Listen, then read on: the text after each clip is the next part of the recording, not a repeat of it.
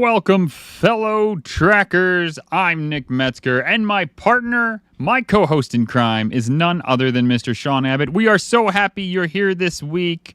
We are going to be talking about all kinds of things, like Xbox bringing their xCloud to Amazon. Hellblade 2 has apparently not done as well as we had hoped, even though it looks freaking amazing. And my ears have fallen off my head. I knew it was going to happen. Sean. It wasn't as bad as the first time, but this time, you know. The mouse is in the house, folks. I went to Disney. That's why we were not here last week. I was off doing amazing, fun Disney ride things. Anyways, what else are we going to talk about? Oh, speaking of, let's just go right into it. Our feature story is going to be Xbox, and what would it look like if they made an Xbox world for like an amusement park type thing. So those are the things we're going to be talking about. Phil Spencer got into bed with Walt Disney, they'd have a love child. That's what that would look like. That's what. Also, that was really horrible. We're thinking about it, but I was trying not to to really think about it, but it was really hard. It wasn't working out at all. Man, Sean, I haven't spoke to you in like 2 weeks. How have you been? I've been okay. I've been busy. So the week that you were off gallivanting and walking the several tens and miles you were doing at Disney with the kids, I worked flat out. I was going to try and do a little half-an-hour audio thing, but I just hit the pipe, went to work basically, and just worked it all. I thought I get all that out and done out of the way. Done a lot of go-kart, playing dad taxi and taking people to places. So I took the girls to Liverpool. They went to see Taylor Swift while they were off watching Taylor Swift. I took the time to go and play in some electric go-karts, which was quite fun for the first time I'd ever done that. They have a fantastic little boost function that you pick up every 5 seconds in the lap. You get this 5 seconds of boost, which when I've read about it a little bit more, it kind of takes the limitation off the cart. So it's not kind of boost, it just takes the limitation of how fast you can go. So you're better to use it when you're at full speed. Then the week after that, the time that I wasn't working, I took Jaya and her friend up to Manchester, which is quite close to Liverpool. It's a half an hour difference. They went and watched Green Day, which I was very jealous about because it looked like it was a fantastic gig that they went to. While they were doing that, I went go-karting. So I've done a lot of go-kart. I've done for 3 weeks, 3 weekends in a row. I have go-kart every weekend, and I thoroughly loved it. So I'd go again this weekend, but we've got a fancy dress pie to go to. So. Yeah, nice. I'm not going to lie. So it was the week before that we left that that the ladies went to Taylor Swift. It happened. Hey. All right, Mouse, you're done. See you later. I'm done with you. The mouse ears are gone. I felt so dumb. I could not get it right. You're like, we're packing. Or like you're like we're getting ready to go or something like that. I'm like, and so like a few hours I'm like, how's Taylor Swift? You're like, no, it's not today. And I was like, oh, okay. And then like the next day you were like, yeah. You said something. I was like, oh yeah. So how is Taylor Swift tonight? Right? You're like, no, it's not. I was like, when the hell is this? I can't. I was actually nervous the third night. So I was like, oh my god, if I ask again and it's still not Taylor Swift, I swear I give up. So we did the podcast the Tuesday. We got everything packed and ready on the Wednesday because we left Thursday evening. I picked Lindsay up from work with Jay, and we kind of like went straight from her leaving work. So we kind of had tried to get everything packed ahead of time. And then Friday was the actual gig, and they loved it. I've watched the videos and seen the photos and stuff like that, and she does put on a hell of a show. I mean, Taylor Swift isn't the kind of music that I am into, but for the money's worth that they got, they did a fantastic show. They watched Paramore was the supporting act, which was pretty cool. That's like kind of touched an emo heartstring for music that I used to listen to when I had hair over my face. But yeah, so they had an awesome show. They had an awesome time. Now, was this in London? No, this was in Liverpool. So she did. So I think I want to get this right. 99, 100, and 101 was in Liverpool. Okay. So that was the three that they saw. Okay. All right. Because I know there was, I was laughing because I saw that she was in London and some guy ran up on stage trying to streak in the middle of her show. And I was like, oh, yeah. I was like, I wonder who that was. I wonder if that was somebody I know. Sorry. No. I think she's done Wembley twice. I think she's been to Wembley and then she did a couple more UK tour gigs places, and then she's gone back to Wembley as well. So. Gotcha. Well, that's cool. I'm glad they had an awesome time. I'm glad you got all your go-karting in. I mean, Sean does good. Like he gets up there in the rank. He sends me the sheets that he makes or whatever. So yeah, if I was like, I've worked out if I was 20 kilos lighter, but had the same strength that I have now, I'd never lose. But unfortunately, I am really heavy. I'm 100 kilos, so. Yeah, takes a lot of power to move my ass in a go-kart. So. Well, I mean, so it's like a jockey type thing, right? Because when they're those guys that ride the horses, they're always like the skinny, small dudes for obvious reasons. It's the same kind of thing. Take a look at any Formula One driver. They are no heavier than about 65 kilos wet through. They're about 5'9". They are tiny, tiny little people. I think the only exception is Jenson Button, Damon Hill, and George Russell. I think they are the tallest of Formula One drivers, and it's not very nice for them because they end up cramped into this small cockpit. So I got the height to be a Formula One driver, just not the width. Okay, I gotta work on. How was Disney anyhow? How like you I'm so like this is the first time we have spoken in 2 weeks. Yeah. Pretty much, and you've been to like the place that all children dream of going to, and grown adults that. I was going to say, I don't know Disney films. Yeah, it's as awesome. I'm not gonna lie, I was somewhat nervous because it's like you hear of like, well, one, people are like it's gonna be super hot. You're not even gonna enjoy it, and then it was like there's gonna be so much to be done, and you're gonna have to do all this stuff, and it's not gonna be, and you're just gonna have to be on your phone trying to see if you can even get it. And you're gonna be in line for hours. We really didn't experience any of that. Now, to be fair, we did the Genie Plus thing, which, man, if you want to get into that, go find a Disney podcast. They'll help you out with that. But we did the Genie Plus thing, which allows you to skip lines on certain rides. And we almost got to every ride. The two rides we missed, the two big ones we missed were Tron and Seven Dwarfs. And we missed those because that was our first park and we were green Disney newbies and we didn't understand how things worked. And we like walked up and we're like, hey, can we get on the Tron ride? There's no line for it. And he's like, yeah, dude, that's because you got to actually like do it in the virtual queue on your app. And I'm like, oh, let me do that. And he's like, no. He's like, those were gone like hours ago, pal. He's like, but nice try. Maybe tomorrow. And I'm like, oh, well, I'm not coming back. So I guess I'm not doing that one. So there's like certain things you got to know. But like once you get your feet wet, it's like, okay, you start to figure it out. And man, there is nothing cooler than Star Wars Galaxy Edge Little World in Hollywood Studios. Like, and I'm not even like a huge Star Wars fan. Like, it's not like I don't live and breathe it. But when you walk up and you got like the Millennium Falcon and they've got it all looks like Star Wars and they've got it all decked out and people are serving like the blue juice and stuff like that, and you're just like, oh my gosh, and they're serving the pop in the little like spherical balls to everybody, and there's a Galaxy Outpost where you can go get food that looks like the food in the Star Wars. I don't know. It was just super cool, and there's no better ride than Rise of the Resistance. Let me tell you.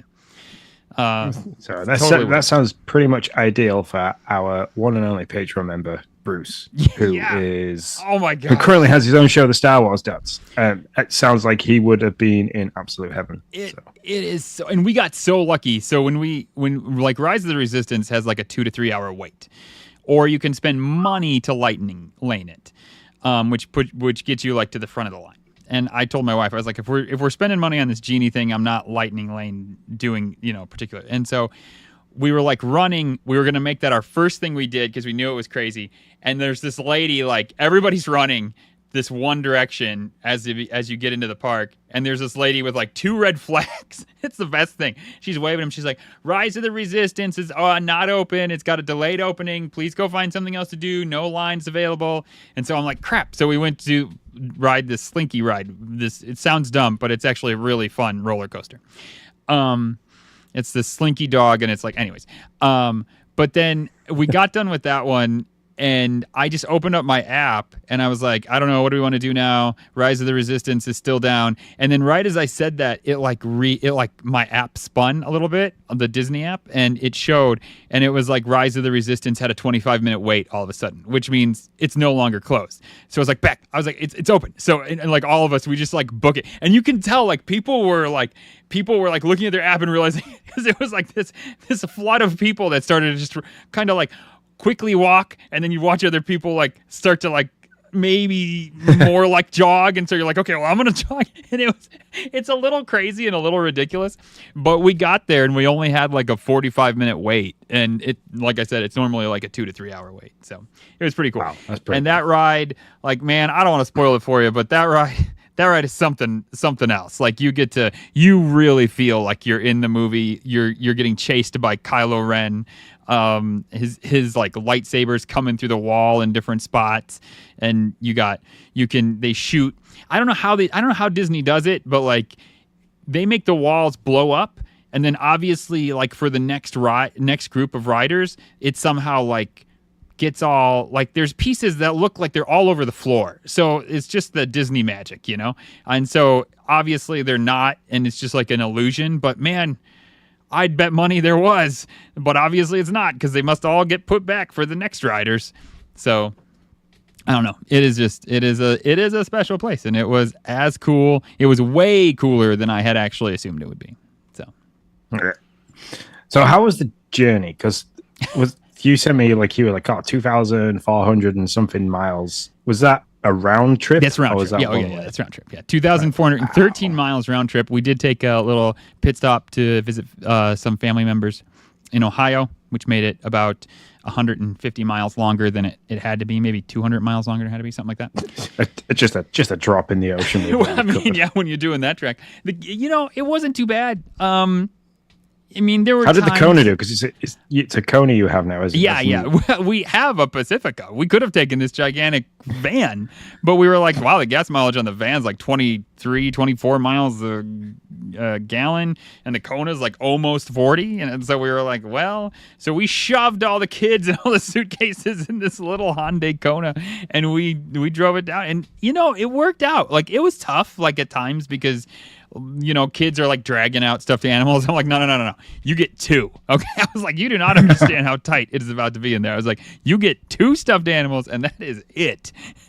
And so you're trying to like find places. Luckily, like Ariel's still small enough that we were able to use like the bottom section of her like where she would sit because her feet don't actually reach the ground. The footwell. Yeah. I do that with Logan all the time. Yeah. It's like, right, that's getting the small suitcases going in that footwell. Yeah, exactly. So there were things we were able to cheat because Ariel was a bit younger. Like if they were older teenagers, I don't know that it would work. It'd just be a little too tight. But they're 10 and 8, and so it all kind of worked out. And it was great to have the safety features of the Kona. You know, it's got the beepy things for the lanes and all that, letting you know who's there, who's not there. A lot more safety features than our 2017 Pacifica had. So it was a journey. I don't like if given again. I don't know we would do it again, but I'm sure glad we did it at least once. I'll say that. Like if we go back down there, which we want to go back down for Universal in 2 years when Super Mario World opens up. So. If I could convince Lindsay to pay for us to go to Super Mario World, and I think I could. I think if I mentioned it to Logan and said it enough, yeah, that would be like the trip of a lifetime. Hey, look, let's go to Universal. We'll go to Mario, and we can meet Nick. That'd be yes. Man. I mean, what would I be? I'm 38 this year. Oh, 2 years. That'd be my 40. You got a way to do it. Cherries are lining up. But yeah, so and you anyway, complete freaking squirrel moment there, and I'm far too excited. Oh my god, that'd be so fucking amazing. It would be awesome to meet at Super Mario World. Oh man, that'd be something right there. Yeah, I could wear my Luigi costume. You know what you need to do? Well, we probably need to talk about, what's going on with your facial hair. What's going on with your face, Sean? So it's going. So Jaya's 18th birthday is this weekend. So she turns 18 on Saturday. We have a fancy dress party tomorrow. Logan's going as Mario. I didn't know what to go as. It's 80s themed, and so he's going as Mario because Mario was like late 80s. Yeah. So he gets away with that. So I thought, I'll go. I went through. I'll go as Ghostbusters. I'll go as this. I'll go as. I think at one point it was Top Gun, but then I've never watched Top Gun. Don't shoot me. I've never watched the film. So into that, why don't you just go as Luigi? Like Mario, Logan's going as Mario. You go as Luigi. It's like that's fantastic. So I looked through all these different costumes you could buy, and there were cheap ones. There were more expensive ones that came with mustaches that you kind of clipped into your nose and stuff. So I opted for piecing together. So I've got a green long sleeve t-shirt. I bought a Luigi cap with the L on, like a proper flat peak baseball cap. Mm-hmm. Bought some proper blue, dungaree style work overalls. So I look pretty legit. And so I kind of thought I will try and grow a mustache. I will grow a mustache for the costume. So this bit here is it's really long and fluffy. It's uncomfortable. It's driving me nuts because it itches. But the rest of it is as a week's growth. The old caterpillar, but underneath the nose is about 2 weeks old. So tomorrow I will complete clean shave. I'll post a picture to X of what it looks like. Mm-hmm. But not a complete. You mean everything but the mustache? Yeah, everything but the mustache is good. So all the the stuff that covers the many chins and the jowls is all going tomorrow. What do you mean? Got more chins than the Chinese phone book. Sorry, that was a really bad joke. We apologize. Please don't cancel us. Yeah. No. So yeah, I think I can't wait to see just the mustache in the costume and everything. I wanna know. I want a picture of what this looks like, for sure. And then what I was getting at is, but I needed to preface it first. Then you can tell Lindsay, listen, we're gonna go to Super Mario World. I just need to see how thick I can make this baby. We just need to see. What nobody understands is that I would, if given the opportunity, I have to be clean shaven for work. I have to, unless for religious reasons and medical reasons, I have to be clean shaven for work, and I can't really. I would love nothing more than to be completely bald on my head and have a full ZZ top beard. I have the persistence and the commitment to do that. So this is easy. Everybody's this is you're gonna look like an idiot. It's gonna be awful. I'm no, I don't care. I'm going for it. So not only that, but my father-in-law has paid money to have a real hair mustache. It has to be used with latex glue, and I thought if I can outdo his mustache with a real mustache. Mm-hmm. And then the day after the party, we're going for a big family meal together. If he can't remove the latex mustache, it's going to be even more funny. We'll sit there, both of us together with mustaches while we're having barbecue food. Yeah, it'll be pretty fantastic. Also, we talked about this, but having another man's hair on my face, there's something about it. I don't know. Like, it's a real hair mustache. That means it's a real... Like, if I was you, I legit would have trouble not being like, hey, do you know where they got that hair from? Because I don't. Do you? Oh, it's good. I haven't asked the question yet, but after a few beers tomorrow, it's definitely going to be the first thing I say to him. It's like, so which part of a man do you think that came from? Just somebody else's pubis Sunday, I know. That's the worst. That's the worst thought ever. But you never know. You don't know. That's the thing. And maybe it's okay because what you don't know don't hurt you. Possibly hurt you, but at least you don't know it hurts you. I guess I don't know. That's the best I can do with that. All right. Anyway, that's enough. Sean. Do some house. This is what happens when me and Nick don't get to talk for 2 weeks nearly. It's just carnage. There's so much to catch up on. There was like his whole entire trip, because not only was Disney not the pinnacle, but you went to Buc-ee's on the way, and we didn't even talk about Buc-ee's. Don't have time for that. But that's a place you got to go. Yeah, it looked like a dreamland, and it's just amazing. We have nothing like that. Like I even joked, I was like, the best you're going to get is some overpriced Marks and Spencer's flapjack. That's about as good as it gets in the UK. So, but anyway, we have talked about. We have caught up enough for the podcast. We should have maybe spent a little bit more time before we start recording, but hey ho. So I will quickly go through our housekeeping, because we have to do that every week. It's nice to do it. Gives everybody an idea of where they can find things, where they can kind of help us out as well. So if you have any social networking app, and I mean Facebook, Twitter, YouTube, Twitch, Instagram, everything is at GPT Gaming News. If you go there, you're going to get the latest and the greatest of news, every breaking news bulletin, especially the Amazon stuff that came out literally within 30 seconds of it being dropped on the Amazon and Xbox website. It came out. They were really fast on that. So well done, the social team. Thank you very much. If you've got any thoughts, any questions, you can join our public Discord. The link will be somewhere in the chat. It's also going to be somewhere in the descriptions, where you can talk to me. You can talk to Nick. You can ask him all about Buc-ee's and the amazing food that he got there, and the fun that he had while he was out on his travels. Or you can just sit and you can chat with among over 2,000 different members about what games you're playing, what games you're looking forward to, what games you're missing out on, because we still haven't got all the Activision stuff yet, which could be coming in the very near future. If you're liking what you're hearing in this episode, and you have maybe trawled back and looked at some other episodes, we'd love for you to leave us a review on your go-to podcast app of choice. I personally use Spotify, which hasn't got the review style rating, but you have some stars that you can do. But if you go and you give us some love, it helps reach us more fans, helps us reach us and grow.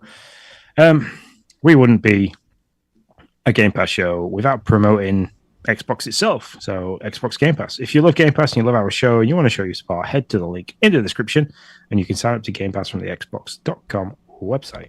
You'll not only be supporting us, the Game Pass Tracker Show, but you'll also be signing up to the best gaming subscription going. So just sign up to whatever label you want, either PC Game Pass Core or Game Pass Ultimate, which is by far my favorite version to have, by the way.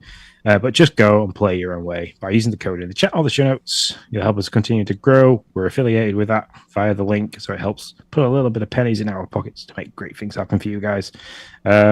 And helps the show continue to grow so we can do more things for you guys. I think that's everything when it comes to the housekeeping. So if you want to take us into the X feed, and we'll start talking about the top stories for this.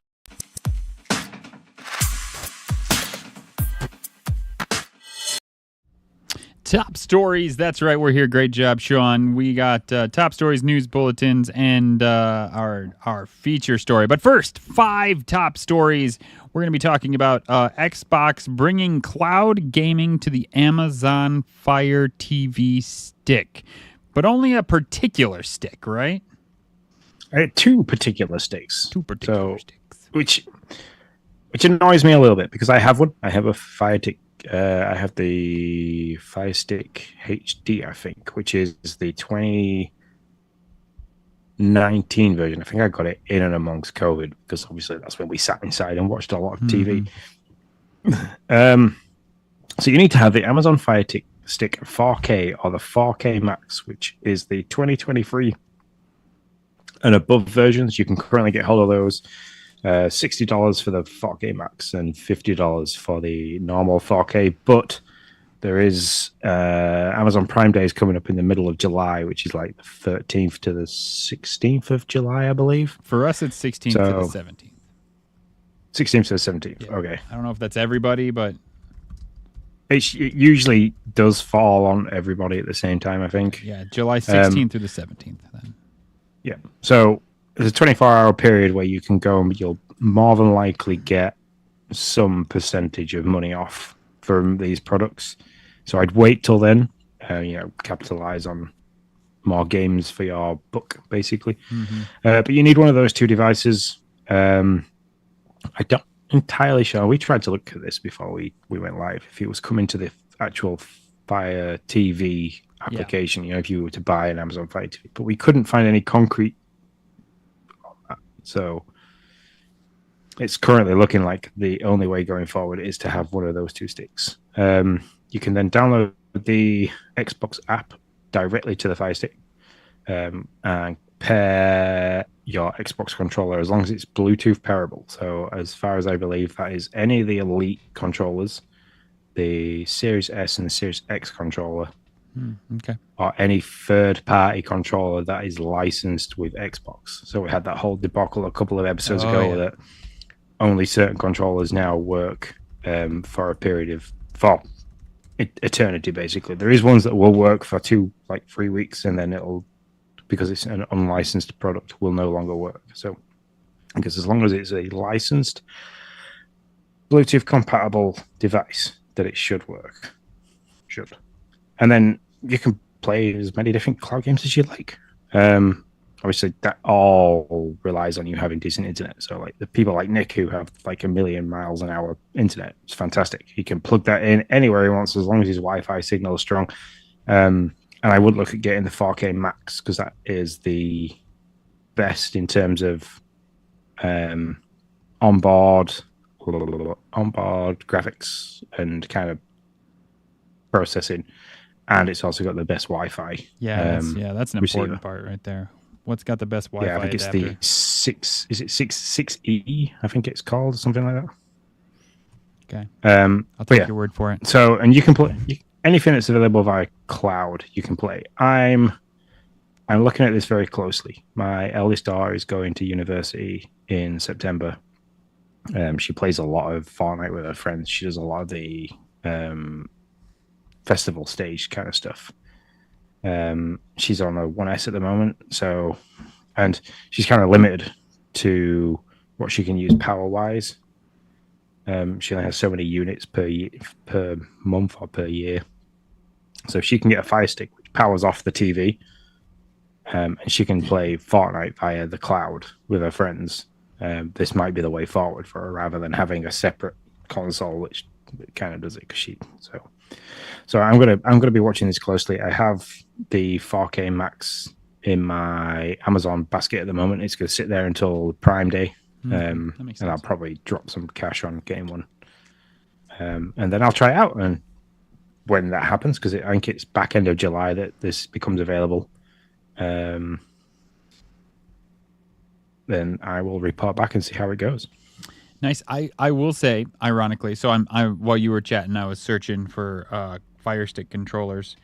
One of the controllers, and not the number one, but one of the controllers that can be used with the Fire Stick, according to this, is the Luna controller. So now that is pretty sweet. So all you people who have a Luna controller, you thought it was just a paperweight. No. Now you can use it to play Xbox games with your Fire Stick. According to this article came out November of 2023. So it's fairly new.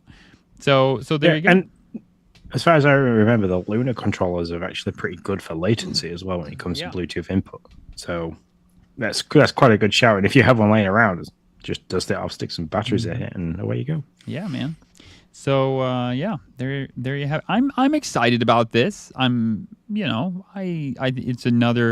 would be another way for us to play, for me to play games with Noah. He could play on the like xCloud, and I could use the actual Xbox. So I think there's a lot of uses for it. I could bring the Xbox back down here and just use xCloud upstairs, or maybe vice versa. I'd probably do vice versa. But I really want to know if you can have a TV, because if you can do I need another TV down here. This TV is not doesn't hold its own anymore. I think it's like 1040 is all this is. And so even like the fonts and the, like, when I look at a document, they're kind of blurry. So I need a new one. So if I could get an Amazon Fire TV, I'd be all down for that. That would be fantastic. Yeah, it might be worth just shooting an email. So I'm gonna do that. I'm gonna do that tomorrow. I'm gonna shoot Amazon. I wouldn't have guessed otherwise. The exciting part for me is, this is like, and it might have been last year when the thing in Phil's office appeared. Yeah, and you're like, the key or this, and the internet, whatever it was called. I can't remember. Yeah, the internet went absolutely crazy. Is this their way of entering into that world of, you can play this anywhere? Because we do it sometimes. We will, like, if we go away and we stop in a lodge or something like that, we always take the Fire Stick with us, because it's direct HDMI. It powers off the TV's USB because it only needs 5 volts from a USB, and most TVs produce a pretty good 5 volt power rating at the back anyway via USB. We're already logged into all our subscriptions and stuff like that are already logged into Paramount, Amazon Prime, Netflix, all that kind of stuff. And we do that. So now all I have to do is just take a controller with me, and if, like, it's just me and Lindsay stopping somewhere in our lodge and she's, chilling out and she goes for a bath, she goes for a nap and stuff like that, I can kick out and play some games and stuff like that. This to me is the entry into that world for Xbox. They haven't had to make their own hardware. They have now done and gone and installed the application, as we said, onto a device. Yeah, I think I'm not sure why they didn't come out with their own streaming device. They said it was too expensive, as I recall. It didn't meet the price point that they wanted to make. Is how I think how they put it out there. Maybe this was the issue. They were looking at making one of their own, and they said, "Why do we want to do this? Why do we want to?" People already have these. These are already tried and true. We can work with Amazon. Unfortunately for me, we kind of chose Roku a long time ago in the streaming battles, and so we have Rokus all throughout the house. So that's unfortunate. So you chose the Betamax of the VHS. Yeah, exactly. So bummer for me, but that's okay. But I do think that maybe this was the thing. They were like, well, listen, this is more expensive than we thought it was going to be. We're either one, going to sell it at a loss. Two, we got to try to get people to pick it up and do this when they already have options in their home that they're using. So let's just wait and have them do that. I think that makes a lot of sense. I think I could see that being the reason. The project they were working on was the Keystone project. Just so I knew it was Key something. I couldn't remember what it was. Yeah. But yeah, that's exactly what I think they've done. They've gone, how much do we need to do R&D on building our own streaming device, and then have it be picked up by people who have probably already got a console or two, and they have a plug-in streaming device like a Fire Stick, because that's how we operate. Our TV is a smart TV, and we could probably just go straight to Amazon via the TV. We have a Fire Stick. I think the reasoning behind that was that the actual AI speaker, whose name cannot be spoken because she'll just take over the world, sits next to me. It worked with that, so we can operate the AI via voice command to play stuff on the TV, which is great. The kids love that. Logan uses it all the time. Just hear him shouting in the living room. It's funny. But yeah, I already have all those. So rather than using the Keystone project, I can now just, like I said, I just pair my Xbox Series X controller to the Fire Stick, and away I go. Now, there was a TV. Is it Samsung?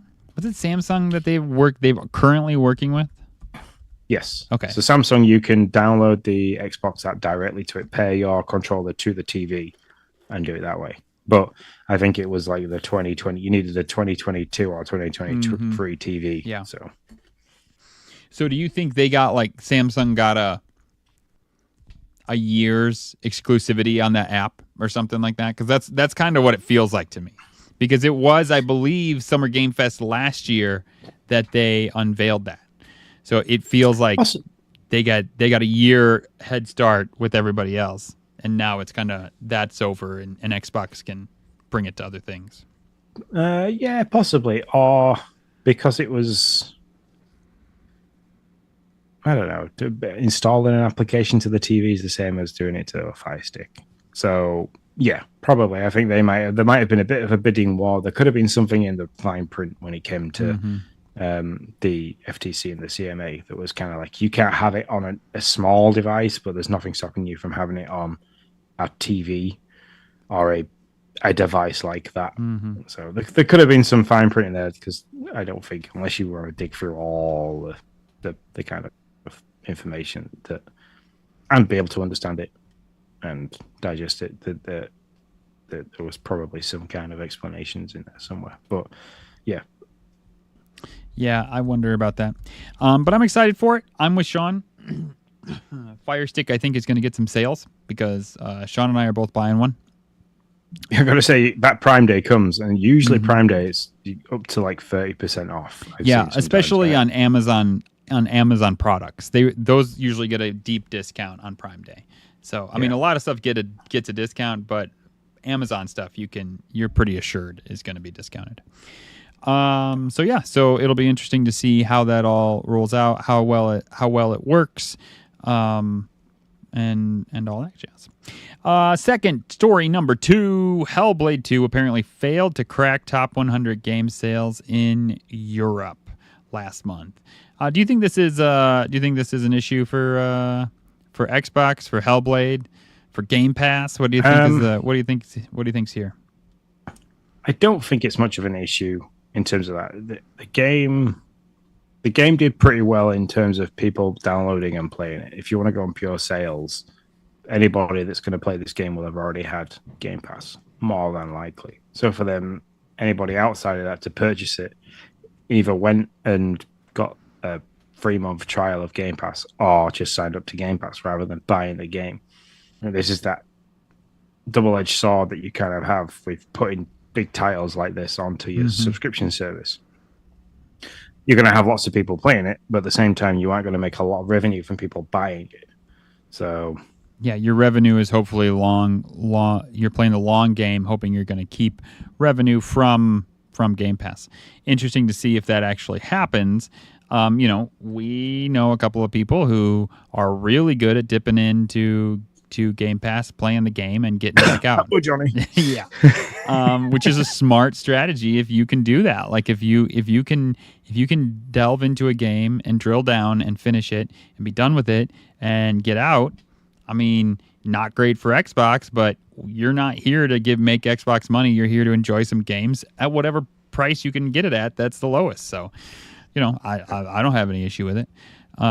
It's their model, and you're just using it. And I mean, it's people like me. I am one of those people that will sign up to something, and then like the free trial will come up, and I'm like, I forgot about it. Whoops. Then the first payment goes out, and then you kind of like kick yourself because that first payment's gone out, and then the second payment goes out, and you're like, well, I actually quite enjoy using the service. And then you like Paramount. I have Paramount now. Too. I pay for it. Yep. 50, but I have it at 50% off at the moment, and I'm gonna see if I get like another code when I say like, oh no, cancel after the 50% period, because there wasn't anything on there I was watching until the other night, and I started watching Twisted Metal, and I quite enjoyed that. That was quite cool. So yeah, but no, they hope for people like me that just kind of sign up on a free period, start to enjoy playing it, kind of forget that the period's coming up to an end, and then which usually is a 3 months, so you pay like $3.99 for 3 months, and you kind of forget at the end of that period that you've spent £4 and got over 150 different games, lots of AAA titles.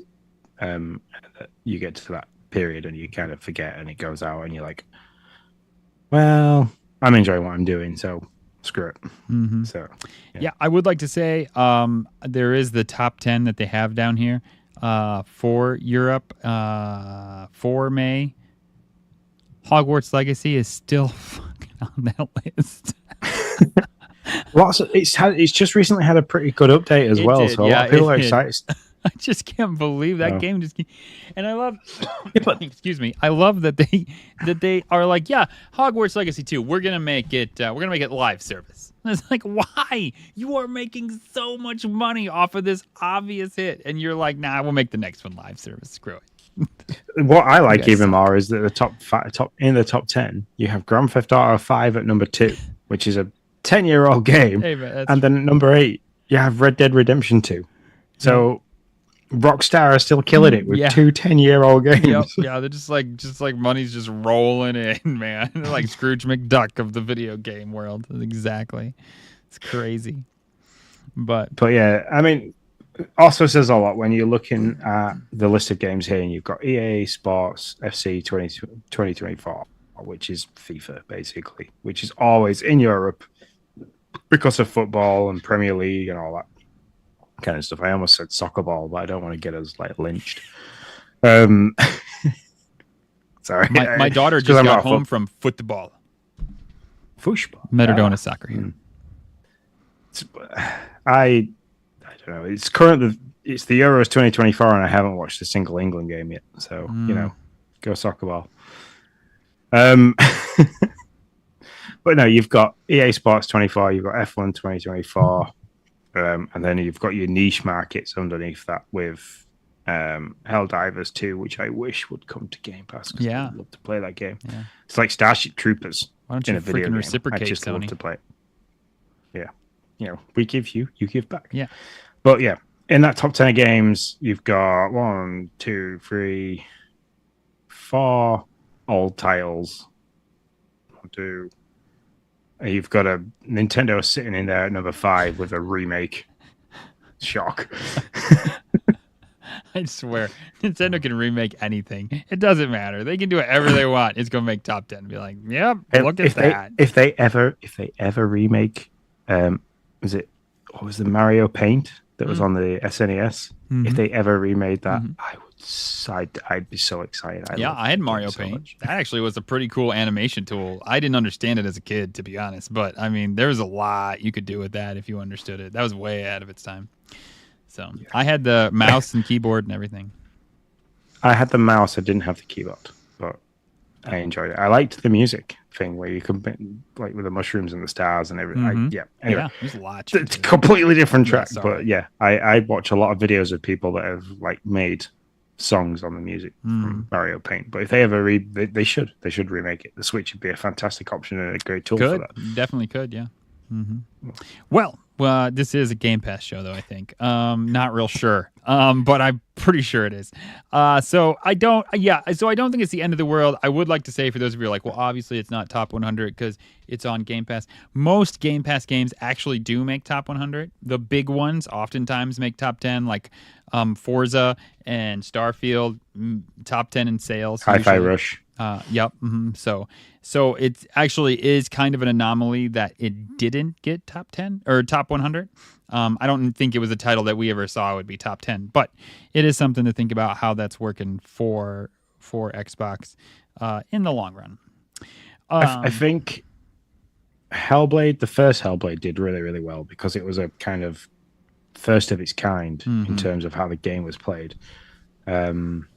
And then you had that really big gap between the first one and the second one. So you're only really re-attracting people that were really into the first one. I think this is what always happens when you make it's like when you make a sequel to a movie. People will go see the first movie and be like, that really wasn't for me.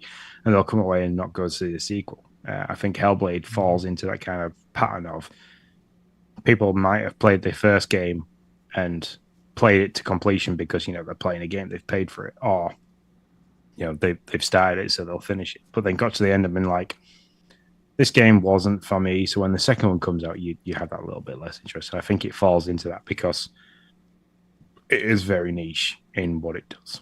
So you know what's happening right now. Phil is sitting in his desk, and he's like, "Should I have put Game Pass on?" No, I probably shouldn't have. I shouldn't have put that. Did I put it on Game Pass? I shouldn't have put it on Game Pass. How did I put it on Game Pass? Should I click on Game Pass? What should I have done? That's what he's hearing in his head right now. Just like Senua. That's how he goes through all of his decisions. Story number 3. I'm sorry. Xbox is hosting its biggest booth yet at Gamescom this August. Wow. Remember when there were booths for E3?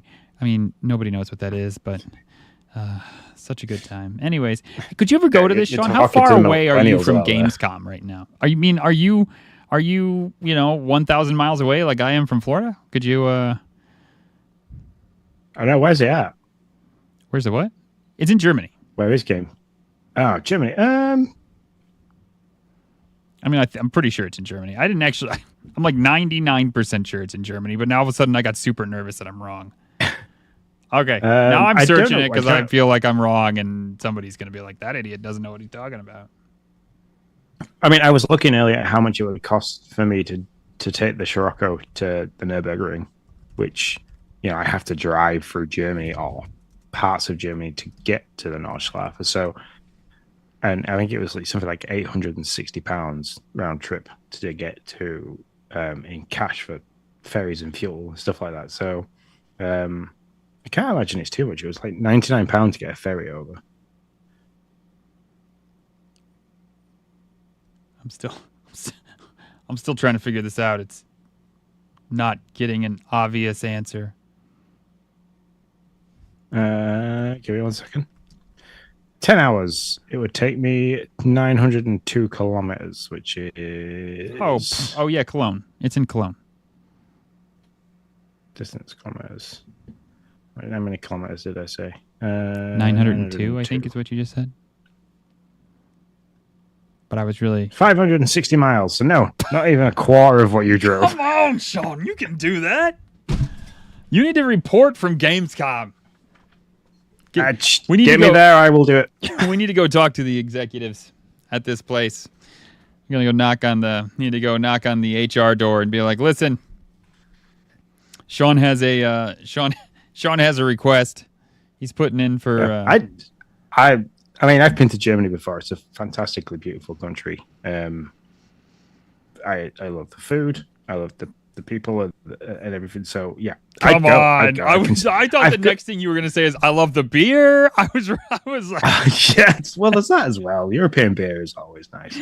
But yeah, I mean, I could speak some German. I'd be okay. I could speak some. I can say some very terrible things about my brother in German. But you always learn the bad words first. No matter what language you're talking about, you always learn the bad words first. Yep. Mm-hmm. Yeah. Anyway, yeah. So, anyways, but I'm excited for this because I'm assuming we're going to see playtests of games in development, games that are coming out soon. I think this might be the first time people get their hands on Indiana Jones for sure. So. Very cool. So they mentioned you can expect to see just a few of the things you can expect to see: Age of Mythology, Avowed, Era, History Untold, Diablo 4, Vessel of Hatred, Diablo Immortal, The Elder Scrolls Online, Fallout 76, Towerborn, and World of Warcraft: The War Within. So, and there'll be other things. That's not a full exhaustive list. So those are things they shouted out. That's not us saying we think you can expect that. That's what they've already said will be there. They have said that it will be their biggest booth yet. So man, I think it'd be fun. I'd love to go to Gamescom. So I think it'd be great fun. Oh geez, all that searching and it's right there. Gamescom 2024 in Germany this August. Gosh, all that searching. It was right there in the. I literally I opened Google Maps and just typed in Gamescom and it took me to the event. I was like, oh, no, so, yeah.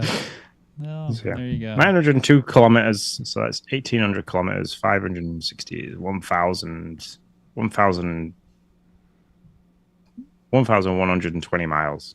We're giving you like all the travel you need for the rest of the like couple of years. We're just getting you all logged in for travel. So yeah, so far I'm off to Gamescom in August, which I think it's around Lindsay's birthday. So that might, I might possibly even be on holiday. I don't know. So there's that. and then Super Mario World in 2 years. So there you go. You just need to pitch them both at the same time, Sean. Be like, listen, for your birthday this year, I'm taking you to I'm going to Gamescom, Germany. honey. You're so lucky. You're welcome. And then in 2 years, you're going to take me to Super Mario World. Wow, this is fantastic. Isn't this great? Aren't you so happy? See how that works out. Or don't. Probably don't. Don't ever take my advice when it comes to this stuff. But it'll be interesting to see what's there. I also love that it's, physical, and I'm not just going to watch. I am just going to watch it on a screen because I'm not going to be in Germany. But it's something that's actually happening, like physically happening. Yeah. There's a thing going on. People who have better access than myself will be there, and I will watch them, and I will live vicariously through them. And this is the thing. This is the thing that I miss from E3, because people go and they have hands-on of games, and then they go and obviously they have a journalistic view and an opinion on these, and they go and they give an honest review of how the game plays, how it feels, their time with it. We miss that with E3. So like Summer Game Fest is fantastic because we get that really like sizzle reel of games and stuff, which we sat through for 2 hours, and then we had all the Call of Duty stuff afterwards. But we don't get the honest review and the honest opinion of how the games kind of play once you've got hold of it in your hands and stuff like that. And that's the kind of stuff that I like. I like when people have gone, hey, yeah, I had some time. I went and spent some time with Indiana Jones and the Great Circle. Yep. The game looks beautiful, but then it plays like absolute hot shit. So we don't get that kind of opinion from just being able to watch a video of and obviously it's what they've chosen to show us as well. So it usually always looks the best because you don't build a car and then show people the shit that sits underneath. You build the car and you show them all the fancy bits. So amen. Story number 4. Bethesda's Todd Howard says the team has no need to rush the next Fallout game. No need. That the series fills the niche for now, and they just want to make sure they'll get it right. Listen, here's what I'll say, Sean. I do agree with him. You got to get it right. I'm more worried about getting it right than the need to have it out, to rush it out the door. Hear me there. Yeah. I will say though that no need, you got the hot thing right now. I guarantee you the executives that are counting the money are oh no. There is need to get this out. Because right now the iron's hot, man. Let's strike. So I have never seen a video game adaptation. I don't even think we saw the numbers that came with The Last of Us. A video game adaptation that grew so much in follower base in terms of Comic-Cons, people dressing up. TikTok went absolutely nuts for Fallout. Everybody, everywhere you went, there was a Fallout music. People were talking about it. People were getting into the game. There was, all these different. Here's all the locations for this, and here's all the locations for that kind of deal. So, I've never seen anything as quick as it was for Fallout, and yeah, I think you're right. Take your time and work on it, make it right, but don't sit back and be like, nah, we can rockstar this, and people are going to play Fallout 76 as long as we keep adding stuff for the next 10 years. It's no, go and yeah. Fallout 76 is not Grand Theft Auto 5 online. It's not. That's not going to do that. So yeah, it's tough. Those games that they make take a long time. So we'll see how it works out for them. Sean, I just threw this in here because we were super excited. Last year, we talked about this, and I actually hadn't heard anything about this. You and I both love A Quiet Place, and it's a game based on the world, not the movie itself, which makes me super happy because I'd much rather have that. But we just learned this week that it's coming out 2024. We got a little trailer. Looks fairly good. It'll be a bit creepy for me, but I do love myself A Quiet Place. So I will suffer through it just so that I can play. Are you going to go and watch the movie day one? Not sure. Sorry, I'm not sure what's going on. There's loud beeping in my house, and I'm not sure what it is. Yeah, I don't know if I'll watch it. The house is on fire. Quick run. Yeah, I don't know if I'll watch it day one, but I will certainly watch it. So No, the film's called A Quiet Place Day One. So it's I didn't know that. I mean, I knew they were coming out with a new one. I guess I just didn't realize the subtitle. I will definitely watch it. In and amongst all my dad taxiing and trying to kill time while people are watching live music and stuff, I took myself off to the cinema to watch the new Bad Boys movie, Ride or Die, which is fantastic, by the way. If you like that franchise, Reggie has an awesome 2 parts in it, and freaking Reggie's awesome. But yeah, I watched the trailer for A Quiet Place Day One, and I am so hyped for that film because it kind of shows, like, from how shit went sideways to how things like everybody had to be quiet. So it's like a prequel. Yeah, but yeah, I do. I'm hyped for this. I do remember that. It's like when they landed, basically. Now I can remember the trailer, the bit and pieces that I saw. Yeah. I'm hyped for this game as long as it has an option for you to wear a headset with a microphone. Because if it did that and it used the input from your microphone to catch you going and like heavy breaths and stuff like that, be super cool. That would, yeah, because you'd have to play it really quiet and you couldn't scream. So yeah, that would be super fun. And there is games out there that use that function. There is games that use the microphone function for like tracking your sound. Streamers, people who play it on stream and stuff like that, when they're trying to interact with the live viewers and things, like are kind of whispering into the microphone, picking and choosing when they speak. So that would be a great thing if they could use it, because it would make it like feel very realistic. But I would play it. I'm all over it day one. So yeah, that would be super cool. News bulletins. We got 3 of them. We're going to fly through them real quick. Hey, we're not going to tell you what they are, but just go look. There are new perks for Game Pass Ultimate members. They just dropped this month, so go take a look. Might be something there that that'll perk you up. Xbox is Avowed. I am so excited about this.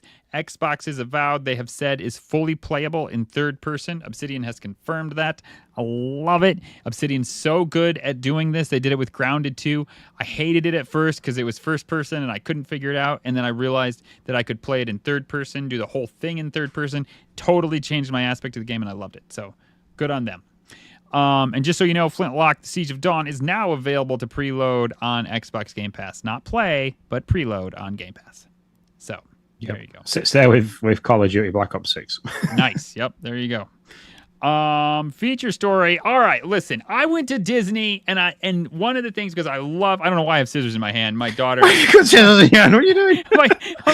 my daughter was doing a crafting project, and I just started to goof with them, and I realized I picked him up. I didn't even realize that I picked him up until I saw him on the camera. Just brandishing scissors in the middle of a live podcast. Crazy. The end of Sean. No, Disney and like. Wait, if you're on Instagram, you're down here. Sorry, there you go. Okay. Anyways, my bad. Little drama there for everybody. And them got me thinking. Like I was like, man, Disney's so good with these rides and like the Rise of the Resistance and how it's like it's not even a ride, it's an experience. Like, and it's just so cool. And they did the same thing with Guardians of the Galaxy, which is also probably like my second favorite ride, maybe Space Mountain, but whatever. And they're just experiences. I was like, what if Xbox, and we talked about Super Mario World, they're partnering with Universal, doing this thing, they're having their own little amusement park section. I don't know, big amusement park section, I have no idea. What if Xbox made their own version of Disney World? Like, what would that look like? And so we thought we'd do a feature story just on that. So, I don't know, Sean, if you got one Xbox ride, I already know. Why the hell do I even ask you any questions? Skip, you don't count. Never mind. Move on. We all know it's Doom. Don't even know. Anyways, no, tell us what you would like it to look like. I was going to say, Doom would be one of those kind of... You talked about it while you was there, but like when I went to Fort Park down in London, when we took Jaya to the Harry Potter world, we went to Fort Park and they had 2 live action style rides. So it wasn't a ride per se. So there was one for Saw and there was one for The Walking Dead. And The Walking Dead one, they kind of took you into a room and like you're talking away and you kind of left there, and all of a sudden all these alarms are going off and they're kind of rushing you down corridors. And as you're going down these corridors, there's like doors everywhere, and people are banging on the other side of the doors, pretending to be zombies. Great, fantastic for immersion kind of thing. They did the same for Saw, but at the end of it, you got on the roller coaster and you were tortured as you were in Saw on this roller coaster, which is pretty cool. There was a Celebrity Get Me Out of Here one, but I didn't enjoy that as much as the rest of them, so I kind of leave that one out. But if they did the same for Doom, where like the kind of, you know, the Hell's Gate opens and you kind of rushed through a load of like through a facility to an escape pod, and the escape pod was just like one of those things where you sit in it and it's bouncing around as an illusion, and you feel like you're taking off to do an escape pod. That would be pretty cool for Doom. But the one I would like is Psychonauts too. Like, if took you through the emotions in somebody's brain. If you went from room to room and you were taken through somebody's emotions and feelings as a live action, that would be great, because every room could be different, and there could be different smells, different sounds, different feels. Like, I remember going to Universal Studios and I went for the Honey, I Shrunk the Kids exhibit. Okay. Yeah. And I remember going to like the big dog's nose and standing in front of it, and every now and then it'd sneeze and it like and sniff, and like you'd be covered in like goo and stuff like that, and the air would pass over you.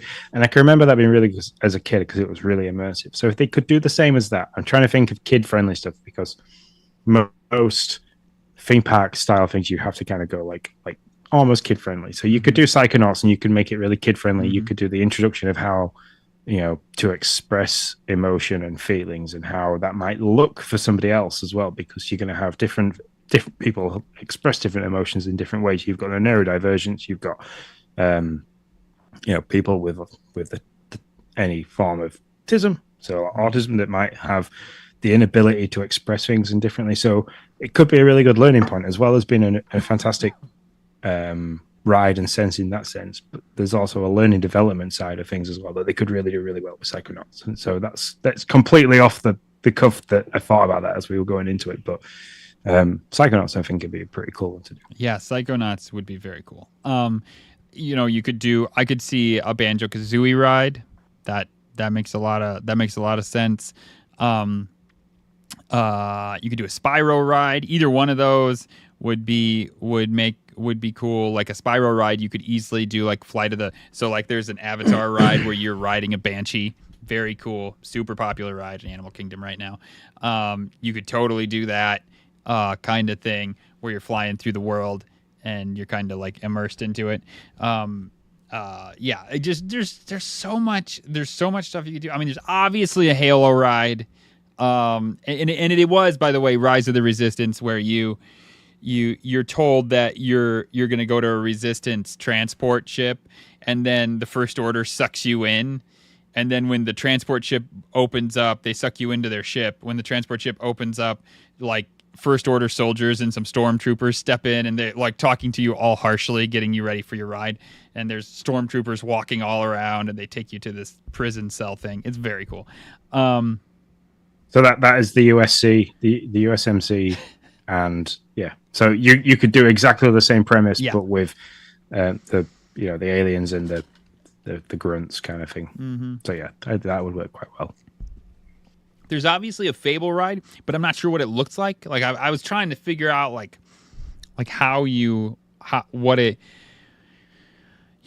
plays out, or what you do. Like how can you, because Fable's all about making decisions of good and bad, like how, like a ride that somehow gives you some choice, to make to like different paths you can go, I think would be fun.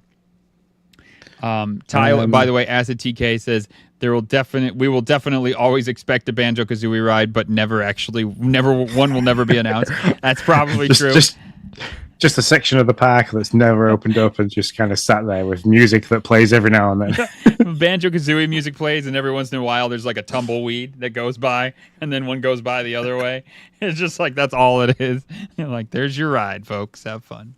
Yeah. Gears of War, I think, could be one of those rides that you sit on, and it's like one of those things where you have to shoot like a laser tag style thing. Yeah. But then the other one that's just come to my mind is with Grounded. You could literally redo the entire of the Honey I Shrunk the Kids thing. Yeah. But with Grounded. Yeah, There you go. That would be so cool. It'd just be like a more intense Grounded. You just have spiders everywhere. Yeah. But you could puzzle aspect of it. So you could make an escape room of it and puzzle aspect of kind of stuff like that. So yeah. But there's so much, and there's Viva. You could do like the whole Viva Pinata. Like you could totally do something crazy with Viva Pinata. Yeah. But yeah, there's lots, and like the Super Mario Land has like the whole collectibles thing. So there's the whole Toad kitchen as well, so you can immerse yourself in the food. So like with Halo, you could do the whole USMC kind of rations and stuff like that. Or but yeah, there's just so much. Oh, there totally is. Skyrim, we haven't even touched Skyrim. You got Starfield. I mean, there's so many things. Yeah, the whole Bethesda franchise, Fallout. I mean, there's a million things you can do here.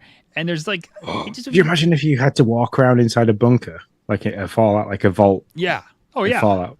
Yeah, you definitely would. You could buy the full vault tech suit and stuff like that. That would be so cool. I'm telling you, it's here. Like, it's here. Like, that's the next. They just need to... Okay, but let's talk legit. Would you go? Like, if you had a choice between coming to America to view Disney World, Universal, or Xbox World, I don't know, whatever you want to call it. I don't know, whatever they call it. Can they compete? I guess is my question. They have the IPs, but can they compete? Yeah. The thing is, they have the IPs. For me, yes, they could compete because I can take the kids to Disney, and Logan would love the Cars section. Emily would be all over, like Up and probably the film that your T-shirt's from. Can't remember the name. Encanto. Let's not talk about. Encanto. So she would be all over that. Lindsay'd obviously fall back on her like the childhood greats. So you've got 101 Dalmatians, Aristocrats, all that kind of stuff. She falls back on. For me, I would probably be all over things like Buzz Lightyear and Toy Story, that kind of stuff. If I went to Disney, that's the kind of stuff that I go for. The stuff that reminds me of myself. But if it was just to be like me and Lindsay, I would veer more to IPs like Xbox and stuff like that. Like it would. I mean, if I gave Logan the choice now, hey, look, we can go to Disney, we can go to Universal Studios where it's Super Mario World, or we could go to Xbox where like you could go into Minecraft. Oh, Minecraft! How did we forget about Minecraft? Oh my gosh, there's so much. I know he would literally not be able to shoot. He would cry because, like, when Logan gets overwhelmed with a decision to make, he gets quite upset.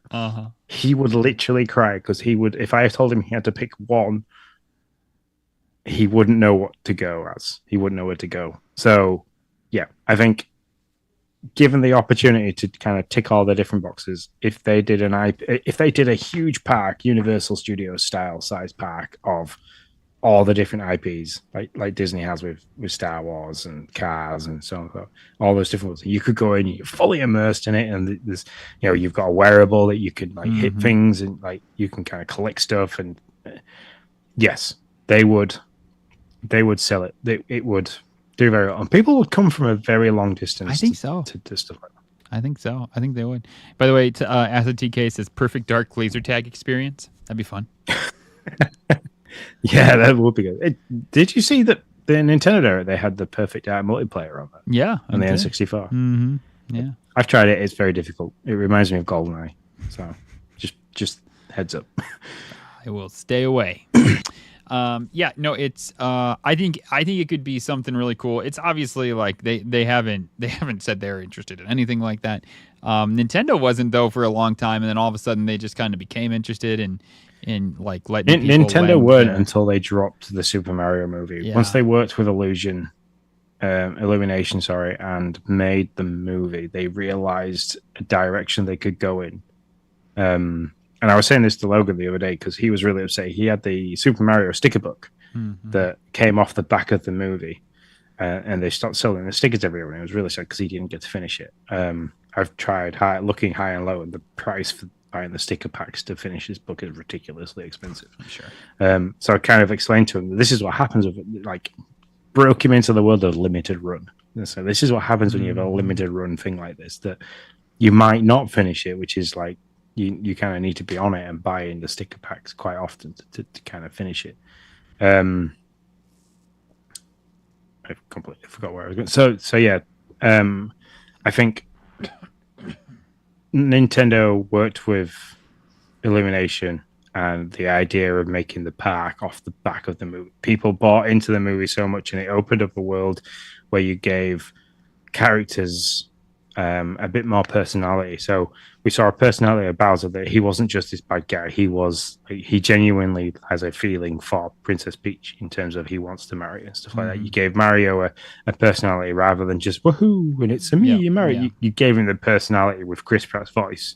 And Toad, even the Toads got a personality with the way they were voiced, the way they acted in the movie, that you could then take that and go into a theme park setting, and you've got all the lore of Mario plus all the personalities of the characters. We've had the same with Halo and Fallout, that they could now, if they wanted to, go in that direction. Yeah, man.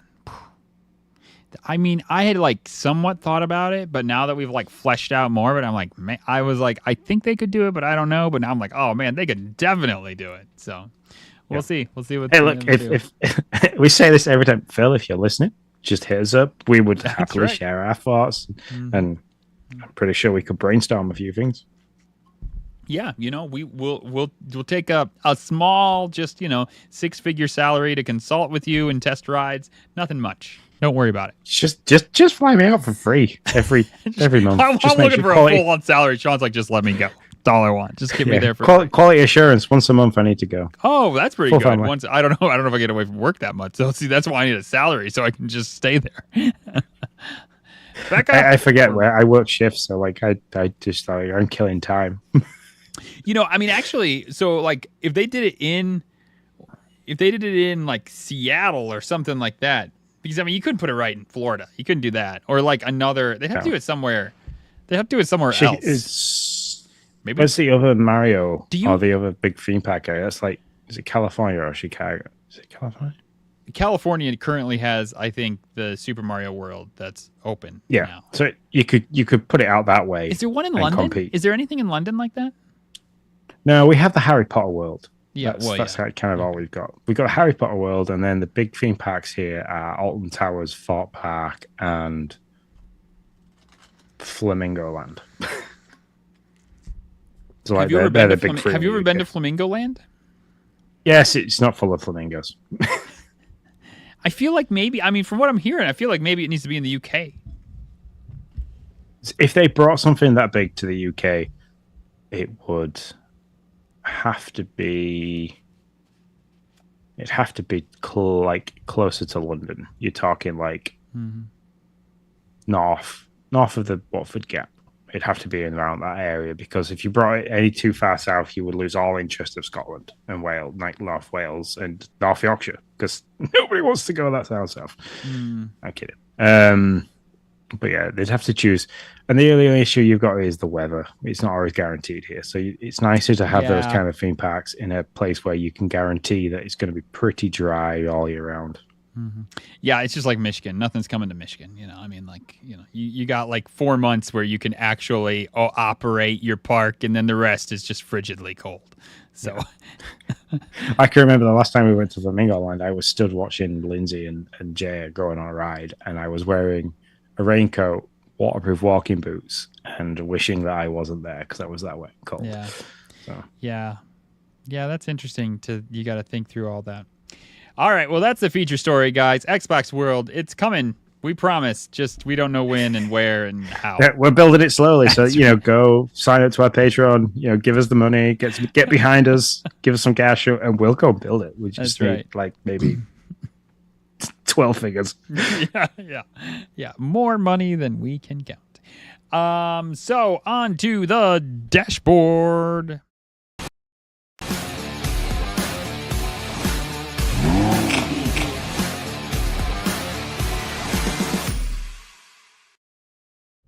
the dashboard where we talk about games we have been playing and games that are on our docket currently. Sean, what have you been playing? So, in and amongst all my time where I've been working, Lindsay's been heavy into her books and stuff like that, so I've had some quiet evenings to myself, which has been quite nice. I've been slaying away at State of Decay 2. I'm fully submersed in that game. This is one of those games that, like, if there's nothing else that's out new that I want to play, I kind of creep back to. I'm really enjoying it. I've kind of got to grips now with the character changing all the time. So, so you're not one character? You swap back and forth? No, you kind of you start out as two characters, and then you meet with another two people. So you have four playable characters that you can choose from. And then as you get on and you do different missions, you kind of enlist other followers to your camp. The camp grows. And then those followers have personal missions that are personal to them. So you have to play as that person to pick up that personal mission to complete it, kind of thing. And you can level up each character individually. You can give them different roles and responsibilities within the camp. It's really good. It's got the base building element with the harvesting, kind of constantly having to feed supplies back. And if you've kind of been to an area a few times and you picked up supplies, there is nothing left. So you then have to start venturing further out, and it kind of forces you into the rest of the game. It's done so well. They have kind of hit the nail on the head with this, and I am absolutely loving it. It's got all the feels of Walking Dead. You can be as stealthy as you want. You can be as loud as you want, plowing through, smashing zombies with car doors as you go in past, to the point where the car door falls off. It's just a lot of fun, and I've been thoroughly enjoying it. I think I'm about 20 hours in and still have loads of room to go on the map, lots of missions left to do, places to explore. So, yeah, that was funny. I was listening to another podcast talking about how iconic the door, like swinging the door open, is in that game. I didn't realize that. Like, you saw it in the trailer, but if you've never played, you don't know, like, that's like a thing that's very iconic in that game. And because I use the Elite Series 2 controller, and I have the left paddle on the back set to the Y button, and the right paddle set to the X button, and I'll be driving along, and there'll be like a big line of zombies stood there, and I'm like, I'm going to smash all these with the car door. So I'll hold down what I would think is the X button, which should hold the door open. It doesn't. Turns out I hold the Y button, which is the exit the vehicle. And if you hold it down for long enough at full speed, you jump out of the vehicle. The amount of times I have had to kind of retire a character to the infirmary because they have jumped out of a car at full speed is unreal. I have spent so many medical supplies doing that. It's just hilarious. There's no warning as well. You kind of you press it and the door still opens.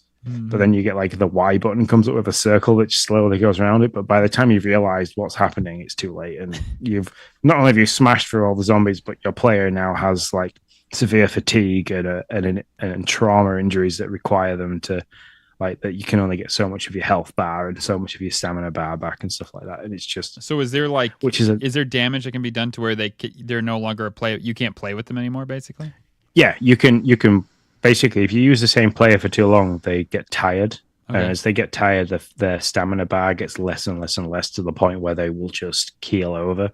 And it's the same with the health bar. If they experience too much trauma, like fall from height, hit by stuff, bitten by zombies, or attacked by plague zombies, which kind of are the ones that carry the plague, things like that, they get a fever as well. And they the higher that fever gets, and the greater exposure to the infection they have, becomes more at risk for turning into a zombie, and you can lose that character completely altogether and everything they're carrying at that point. So cool. And you can only carry so much. So like if you're out and about and you're scavenging for stuff and you find a rucksack of resources, you can carry that rucksack on top of your normal one, but you can only carry one at a time unless you have a vehicle, and then you can kind of use your vehicle as a mobile storage unit until you get back to the home base. And it's all those kind of little things where you have to plan a supplies run. So the first part of the day, you're kind of doing a little bit of a supply run before you can think about going and doing a mission, because if the home base kind of suffers and people start starving, your character also starves, so your stamina bar drops because they haven't had enough food, so they're more tired, they become more fatigued easily. It's just, there's a lot to think about, and sometimes at the beginning of the game that's quite overwhelming and quite difficult. As you play for a while and get used to it, it's fantastic. So yeah, gotcha. Cool. That's cool. So crazy that a trailer for a new version of a game has got you so deep into the old version of the game. Yes, and I'll stay if. I don't know what they're going to do to State of Decay 2 to make it any better, other than improve the graphics, open the map up, maybe a bit more in terms of weapon customization. That's probably all I think they can do, because yeah, it's pretty much there. They were really good. State of Decay, when I played the first one, was pretty good. It was difficult, but it was very good. State of Decay 2 is like perfection. It's almost like there, 10 out of 10. That's awesome. So, yeah. And then the other game I've been playing is Still Wakes the Deep.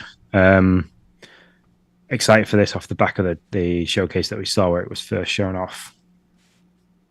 Didn't realize when it was shown off that the character that you play was Scottish, and on the oil rig there were so many different diverse accents within Great Britain. So that's been fun to do, because it's kind of felt very homely as I've been playing it, which was nice. Sorry, I'm getting my throat's trying up. Very, very good game. A very, very good touch in its genre. So like Outlast, where you don't have any weapons and you're basically running away from threats and hiding sometimes and stuff like that. It's a very sneaky game. A couple of little puzzly aspects. Lots of when you have to do something. So like if you're trying to drop the winch on the safety boats, you have to examine the sign that tells you how to operate the winch. So like pulling out the safety pins, withdrawing the brake lever, allowing it to drop and things like that. You have to look at those. Cool. To get it in the right thing. It doesn't kind of tell you in terms of showing you what you can do. The monsters are very, very weird. The monsters are people that have been absorbed by the stuff that is released from when you're drilling. There's a big drilling incident that happens, which causes the whole kind of scenario that you see in. Some of them chase you. Some of them are kind of like you have to rely on making a noise to distract them and then kind of crawl around and hide. Okay. But what makes this game is the suspense and the voice acting. The voice acting is phenomenal in this game. You play a guy called Kaz McCleary. He's in the process of potentially going through the divorce with his wife. He's got 2 kids. He's very close to the cook named Roy.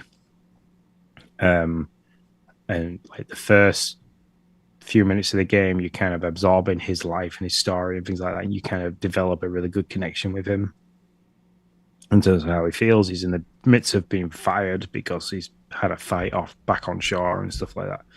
And then all this kind of happens, and you end up being the one of several few lone survivors that are there. You've got to do it's got a Metroidvania thing where you're going back and forth through different. It's on rails, but you're also going back and forth through different sections of the oil rig. That's interesting.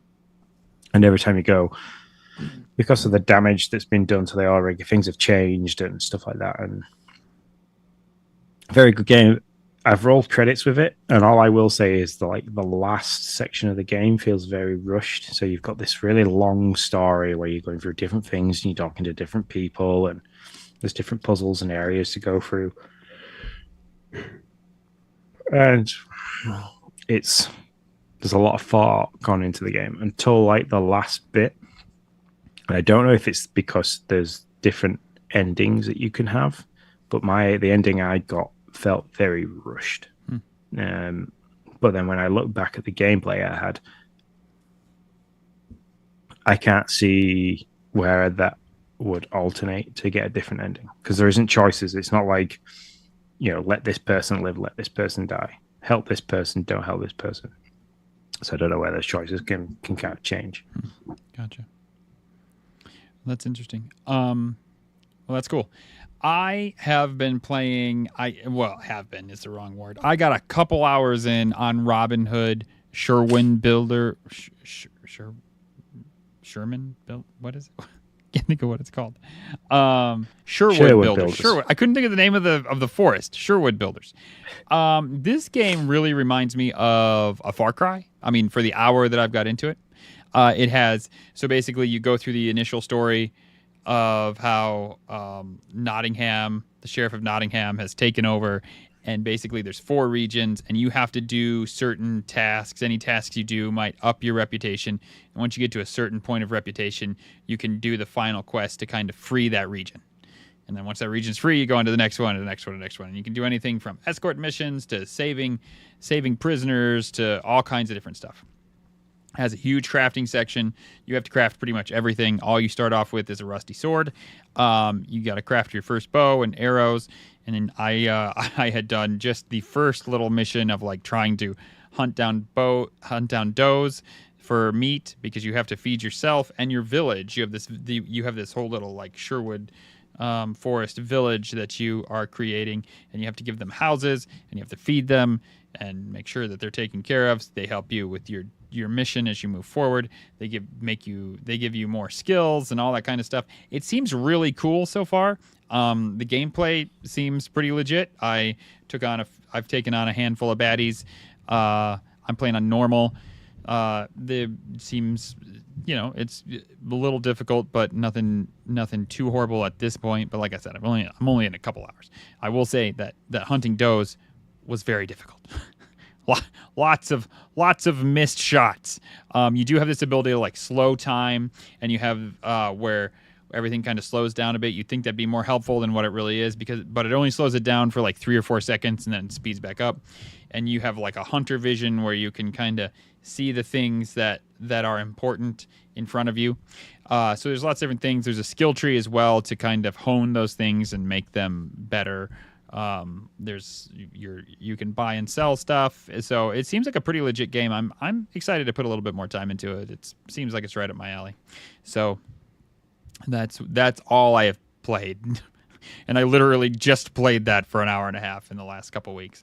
No time to get onto xCloud or anything like that on vacation. For me, go ahead.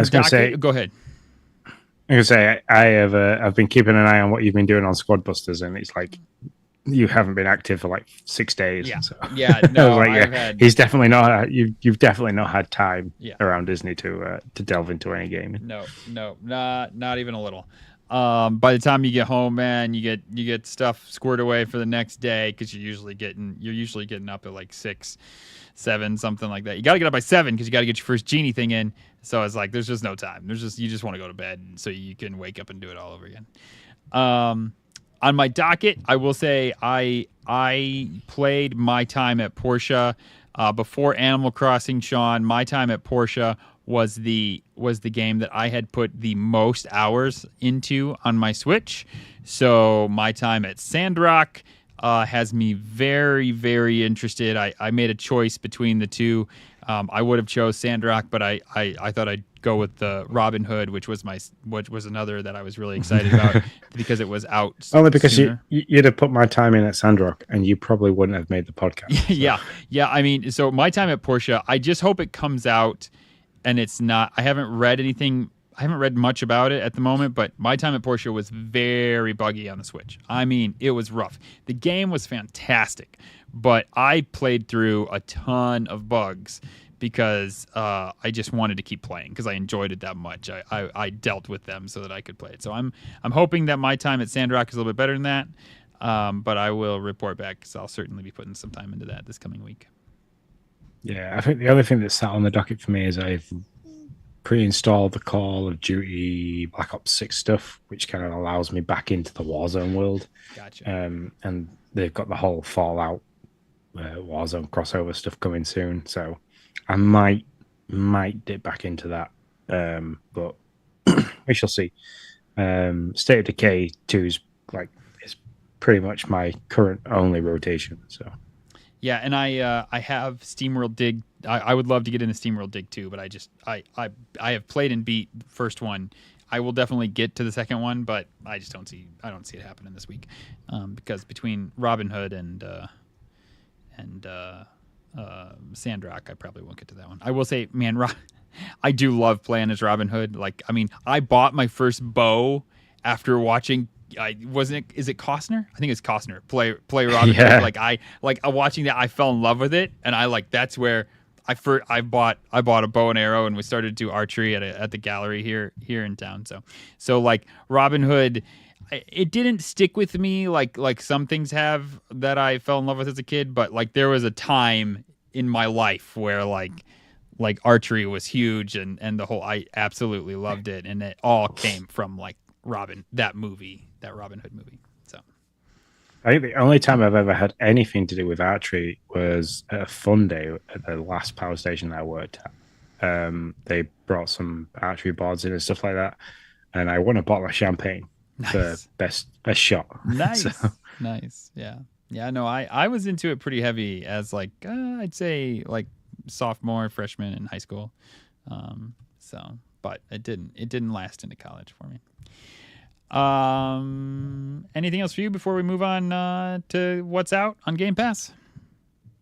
Well, we can move out to what's on the Game Pass, but there's not a lot for me to speak about, so it might be a few minutes of us just sitting and watching you speak. Well, then let's just watch me speak on the Game Pass headline.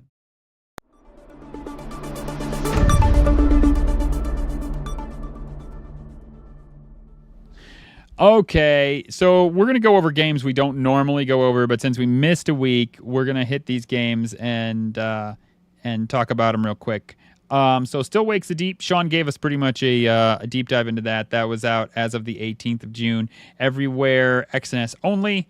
My time at Sandrock, just like my time at Porsche, my time at Sandrock takes place in a wholesome post-apocalyptic world 300 years after the day of calamity destroyed most modern technologies.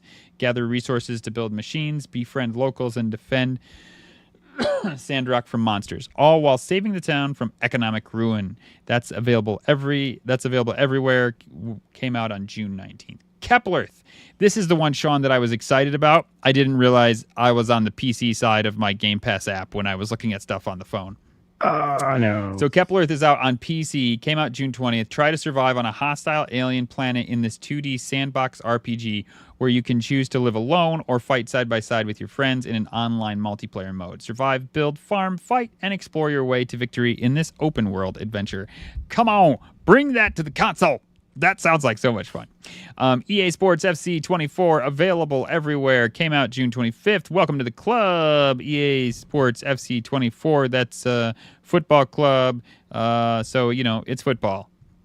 Yeah, it's basically FIFA without the FIFA license. That's right, exactly. Thanks for clearing that one up. SteamWorld Dig, cloud and console. This is the first one. Came out June 26th. Only available on cloud and console. A platform mining adventure with strong Metroidvanian influences. Take the role of Rusty, a lone mining steambot, as he arrives at an old mining town in great need. Dig your way through the old earth, gaining riches while uncovering the ancient threat that lurks below. This is a fantastic game, guys. Give it a try if you haven't. SteamWorld Dig 2, console and PC, June 26. SteamWorld Dig 2 is making a return to the Game Pass library, taking you on a platform mining adventure forged in Metroidvania flames. When an old trading town is struck by mysterious earthquakes, it's up to a lone steambot and her unlikely companion to uncover what trembling terror lies beneath. And then the one I talked about, Robin Hood, Sherwood Builders, that's out everywhere, X and S only.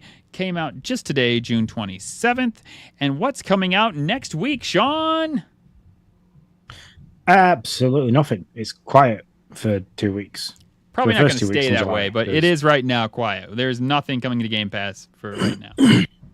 Yeah, I mean, you could wake up tomorrow morning and that could be completely different because the placard of games will be there. Yep. There is games coming out in July. There's July 16th, we're going to see Flock, which is a multiplayer co-op about the joy of flight and collecting adorable flying creatures.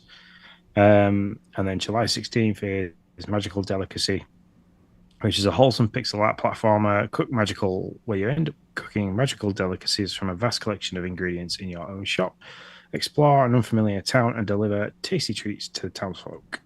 And then July 18th is Dungeons of Hinterberg, which a couple of people are exceedingly excited for. Armed with a sword, a tourist guide explore the beautiful alpine village of Hinterberg and uncover the magic hidden within its dungeons. Master Magic, solve puzzles, slay monsters, all in this. More awaits for you in Hinterberg. And then we've got Flintlock, Siege of Dawn, which will be the last one we talk about. For games that are coming in July because of that far out. But this is from Studio A44, the makers of Ashen, comes an explosive Souls-like where gods and guns collide in the battle for the future of humanity. We saw this at the showcase. A lot of people are excited for this. I think Nick is one of those people that are excited for this. So, But as for the first 2 weeks in July, there's absolutely diddly squat. So get heavy into SteamWorld Dig because that's where I probably might go. Now you've mentioned the word Metroidvania twice. Yeah, no, those are really good games. I'd be surprised if they wait until the 16th to drop anything on Game Pass.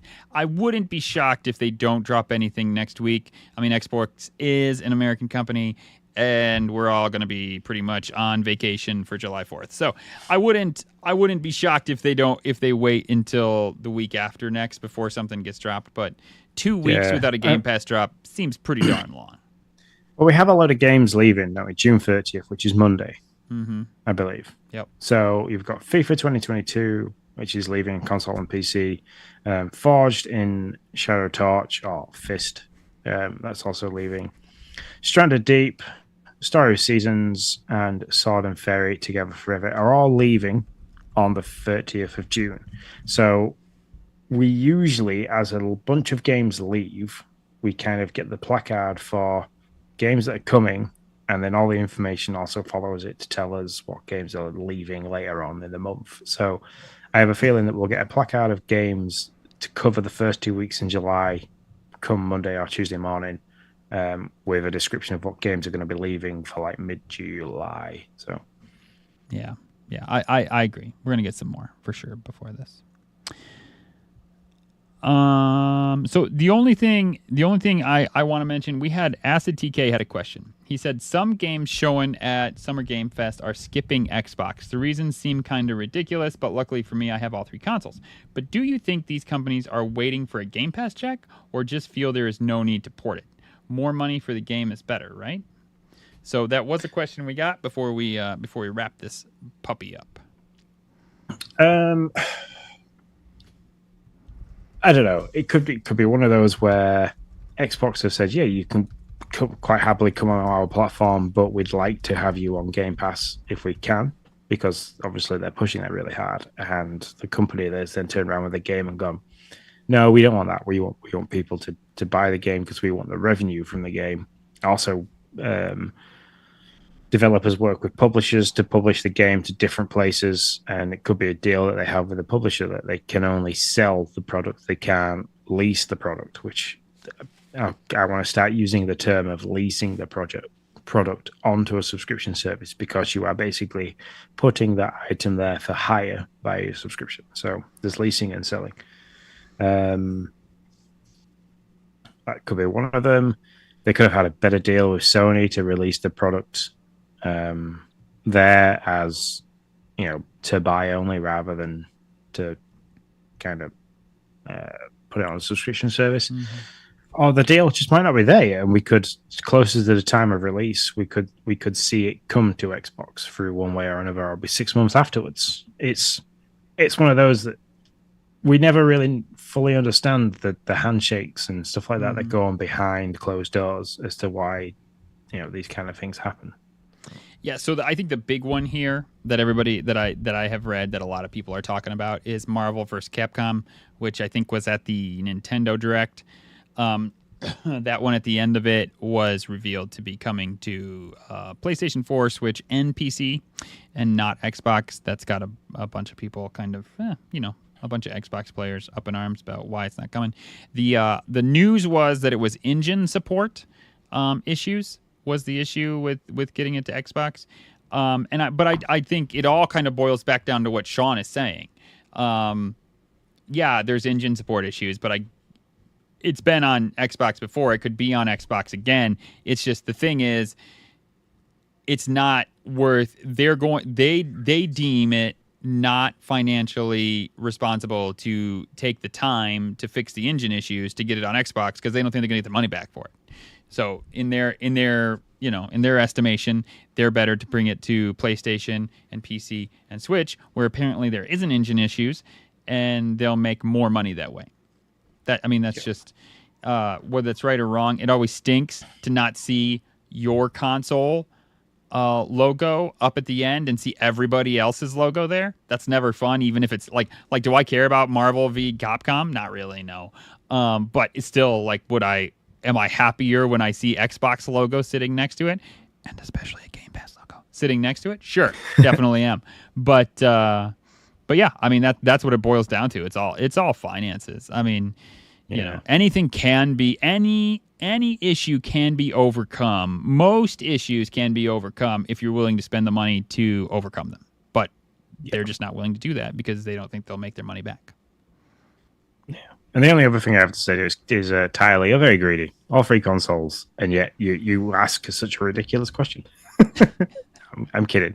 No. I'm the same. I'm sad that not all games are coming to Xbox that go to Sony and Nintendo. I'm only a dual console, so I've been the Switch and the Xbox, and there's not many games that I miss because of that pairing. Has it crossed my mind to buy a PlayStation 5 on the cheap because people are doing the mid-console refresh? It has, because I can play things like God of War, go back and revisit The Last of Us. But then at the same time, there is that many games coming out on Game Pass, and the few games that I want to play that came out of the Nintendo Direct, that my hands are going to be full. So I just end up sitting there collecting dust. Yep. I'm in the same exact boat. Like, there are games that I'm like, oh, I'd love to play that. And I'm like, oh, but look at all those games on Xbox and Game Pass that I'd love to play that I don't play because I don't have the time. Like, why would I possibly just like bury myself in titles? So, yeah. More time. That's what I need, people. More time. Yeah, definitely. I'm hoping after this weekend, the madness that has been June will peel off, and July I will just slide into a nice steady play of State of Decay. So there you go. Well, all right, sir. Take us home. So we haven't got any big news and events coming out for next week. Next week will just be our normal show, and we will be back on track as normal until I think it's when I go on holiday later on in this year. But we will paint that picture as we get closer to it. If you want to follow the show, you can do. It's at GPT Gaming News across all the social accounts. If you want to get in touch with me on X, it's Sean_Abbott. If you want to get a hold of Nick, it is at Nick10Do. So that's Nick10Do because he's a big Nintendo fan. If you've got any questions, any suggestions, or you just want to share your high scores, to show off that game score. At one point, we had a whole kind of there's a competition around game scores, and we were shocked how much some of you people out there playing. But you can share them with us. You can either do it in the public Discord that we have, links in the description, or you can email us at show@gamepasstracker.com. Just a massive thank you to everybody. Sorry that you missed us last week, but we sometimes have to take a break and come back big and strong. But thanks for tuning in. Keep gaming, keep tracking, and until next time, we shall see you later. See you.